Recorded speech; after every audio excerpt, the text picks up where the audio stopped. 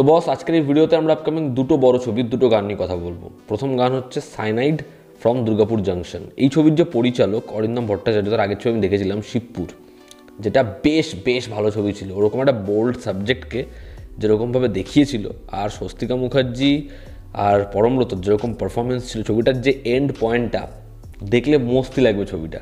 তো সেই ছবির পরিচালকের ছবি, এবং বিক্রম চ্যাটার্জি, স্বস্তিকা মুখার্জি রয়েছে, এবং এই গানটা গেয়েছে রূপম ইসলাম। আর গানটার যেরকম প্রেজেন্টেশন, গানটা যেরকমভাবে তারা অ্যারেঞ্জ করেছে, সেটা ভীষণ ভালো।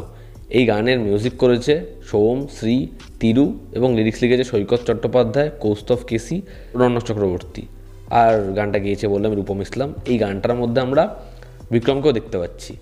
তো রূপম ইসলামের গান যেরকম লিরিক্স এবং সোসাইটিকে নিয়ে যেরকম ধরনের স্টেটমেন্ট দেওয়া হয়েছে, সেটা বেশ ভালো। লিরিক্স অবশ্যই স্ট্রং এবং গানটা ভালো লাগে।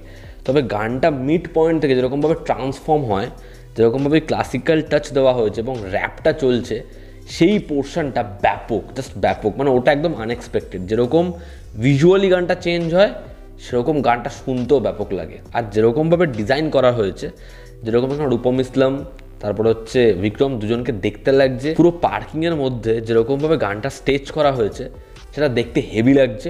তো এই গানটা তো অবশ্যই বেশ ভালো। এবং এখানে আমরা সিনেমার কিছু সিকোয়েন্সের গ্লিমস দেখতে পাচ্ছি, যেখানে বিক্রম চ্যাটার্জির যে ক্যারেক্টার, সেই চরিত্রটা একজন ডেডলি কপ, এবং তার যে লুকটা সেট করা হয়েছে, সেটা তার বাদবাকি প্রত্যেকটা ছবির থেকে আলাদা, এবং বিক্রমকে খুব ভালো লাগছে। স্বস্তিকা মুখার্জির খুব সামান্যই আমরা সিকোয়েন্সে দেখতে পাই।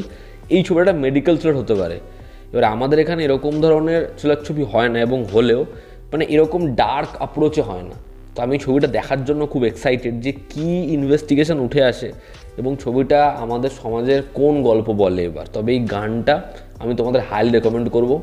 সাইনাইড গানটা জাস্ট তোমরা শোনো, তোমাদের হেভি লাগতে চলেছে। আমি ডিসক্রিপশানে গানটার লিঙ্ক দেবো, না শুনে থাকলে গানটা অবশ্যই শোনো। আশা করছি গানটা তোমাদের ভীষণ ভালো লাগতে চলেছে। এরপর আমরা কথা বলবো আফরান নিশোর ছবি দাগি, যেটা ঈদের সময় আসছে। সেই ছবির প্রথম গান একটুখানি মন, যে গানটা গেয়েছে তাহসান খান এবং মাশা ইসলাম, আর গানটা কম্পোজ করেছে সাজিদ সরকার। তো এই গানে আমরা তমা মির্জা আর আফরান নিশোর কেমিস্ট্রি দেখতে পাচ্ছি, এবং তাদের পাস্টের যে সময়, সেটাকে তারা রিকল করছে, এবং যখন জেল থেকে একটা ফিরছে, তারপর উল্টো দিকের চরিত্রটা কীরকমভাবে রিয়াক্ট করছে, তাদের মধ্যে যে সুন্দর কাটানো মুহূর্ত, সেগুলোই গানের মধ্যে ফুটে ওঠে। এর যে শুধু গানটা, সেটা অনেকটা বড়, আমি সেই গানটা শুনেছি, এবং এখানে খুব সামান্যই তারা রিভিল করেছে। মেবি তারা সিকোয়েন্সেস দেখাতে চাইছে না, বা এই গানটার যেই পোর্শনে আসে অনেক কিছু রিভিল হয়ে যায়। তো দেখার গানটা কোন মোমেন্টে আসে। এবং যদি গানটার কথায় আসি, গানটা আনডাউটেডলি বেশ ভালো একটা গান। যেরকম লিরিক্স, যেরকমভাবে দুজন সিঙ্গার গানটা গিয়েছে, গানটার মধ্যে মোমেন্টসটা তাদের গলার মধ্যে না ফুটে ওঠে। এত মিষ্টি, এত সফট হার্টের একটা গান। আমার মনে হয় গানটা তোমাদের ভালো লাগবে। এর লিরিক্সের জন্য গানটা যেরকমভাবে যত্ন নিয়ে গাওয়া হয়েছে, এবং আফরান নিশো আর তমা মির্জার মধ্যে ওই মোমেন্টসটা তৈরি হচ্ছে, তারা ওটাকে স্পেস দিয়ে ক্রিয়েট করতে পারছে। তোমরা যদি সম্পূর্ণ গানটা শুনে থাকো, তাহলে তোমাদের কেমন কি রিয়াকশান জানিও। এই গানটা বেশ ভালো। তো দাগির টিজার একটু নিরাশ করলেও এই গানটা কিন্তু ভরপাই করে দিয়েছে। আশা করছি ট্রেলারটাও ভালো হবে, দেখার ছবিটা বক্স অফিসে কী করতে পারে। এবং সায়ানের যে গানটা, সেই গানটা নিয়ে আমি কথা বললাম। যারা শুনেছো তোমাদের কেমন লেগেছে সেটা জানিও।